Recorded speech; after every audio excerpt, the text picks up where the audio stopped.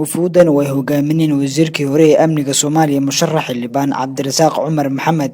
iyo musharax Liban taliyay hore hay'adda nabad sugidda iyo sirdoonka qaranka Nisa Cabdullaahi Sembal shay maanta soo gaaray magaalada Beledweyne soo dhaweynta musharaxiintan waxa ka qayb galay mas'uuliyiinta heer gobol iyo heer degmo xildhibaano iyo wasiiro ka tirsan maamulka Hirshabelle iyo qaybo badan oo kamid ah bulshada magaalada Beledweyne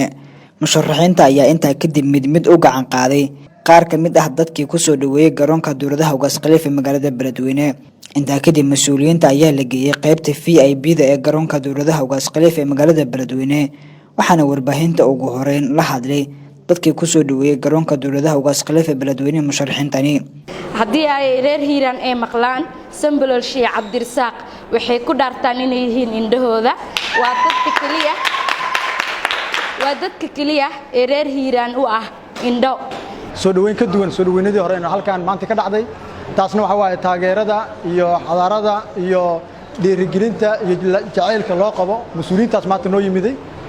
sida qiimaha badan loo soo dhaweeyay ka duwan soo dhaweeyay horeeto runtii waan ugu mahad celinaynaa bulshada qaybadeeda kala duwan waxaan rabnaa iyagana si gaar ah inaan niraasida bulshada jeceshahay waa aragteen soo dhawaada runtii sida lidii jecel yahay ayaa bulshada lidii jeceshahay inta garoonka ku jirto maahan in ka badan ayaa magaalada joogto oo jaanis wili waysay in idin timaado musharax Liban golaha shacabka baarlamaanka dalka Cabdirasaaq Cumar Maxamed oo u sharaxan kursiga tirsigiisu yahay hoob 11 ayaa sheegay inuu markale doonayo in beeshiisa uu ku matalo kursigani waxaan rabaa inaan u mahad celino dadkii shacabka ahaa sida qaayaha iyo sharafta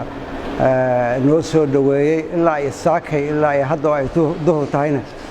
airportka taagnaa waxaan rabnaa khaasatan gabdhihii iyo raggii iyo dhalinyaradii meeshaas noogu timid una yimid inay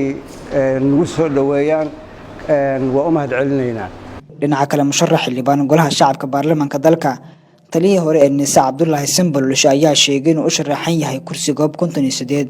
waxa uu dhanka kale madaxweynaha Hirshabelle ugu mahad celiyay dadaalada nabadda uu ka sameeyay Beledweyne magaaladeenna ku soo noqonnay ujeedooyinkuna dabcan waa iska cadiyeen hadda howlaha wadanka socda guud ahaan waa la dareensay waa howlo doorasho intana waxa hadda u dheer magaalada Beledweyne iyo guud ahaan Hirshabelle ama gobolka Hiiraan inay ka socdaan howlo dib u heshiisiineed iyo howlo lagu mideynayo ama lagu saxar saarayo ama lagu xalinayo sheeg taagtaagi iyo isfahmaagii yaraa ee ka jiray Hirshabelle oo ku faraxsanahay inaan hawshaasu ay hadda horumar gaartay meel fiican ay maraan annaguna inaan qayb ka noqono oo xoojino ayaan jecelnahay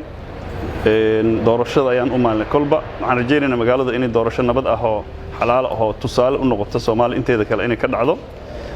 waxaan jeclahay magaalo Soomaaliyeed waaye in sharafteediina doorashadaanu ay soo celiso saas ayaan jeclahay nabad ayaan u rajaynaynaa Yaasin Ali Ahmed Universal TV Beledweyne